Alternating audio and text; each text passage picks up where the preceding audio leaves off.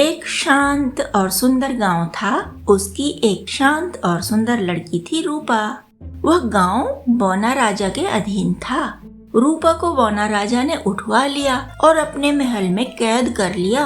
उसे नाच सीखने को कहा गया। बौना राजा के महल में तरह तरह के नाच गाने होते ही रहते थे।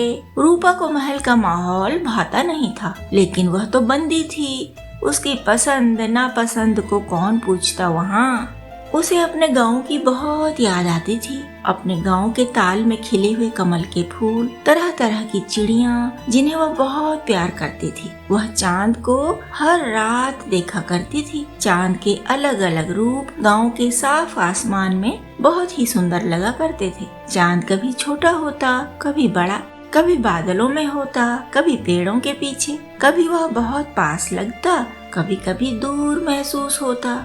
रूपा को तो सपने में भी चांद दिखाई देता था। वह अक्सर बादलों पर बैठकर चांद तक जाती थी सपने में, पर वास्तव में उड़ना तो दूर की बात, उसे खुली दुनिया देखने को भी नहीं मिल रही थी। हाय बंदी जीवन। खिड़की से महल के बाग वाले अनेक रंगों के फूल दिखाई देते।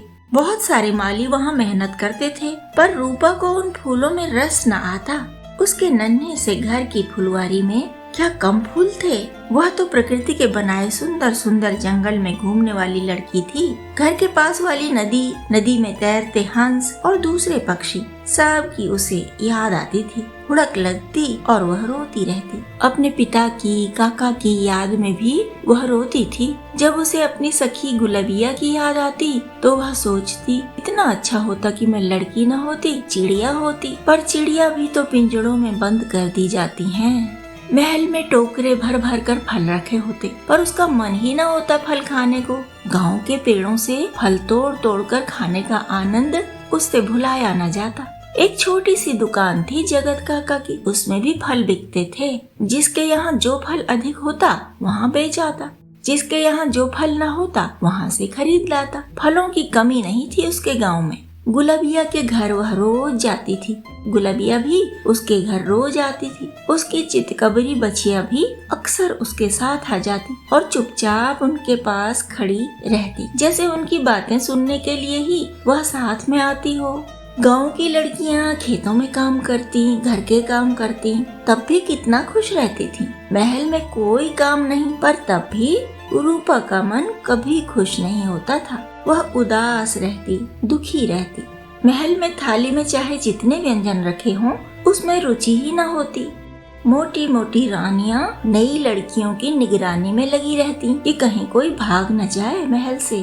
वो गहने और रंग बिरंगे महंगे महंगे कपड़े पहने होती, मुकुट लगाए केवल फालतू बातें करती रहती। जबकि रूपा के गांव में औरतें काम की ही बातें करती।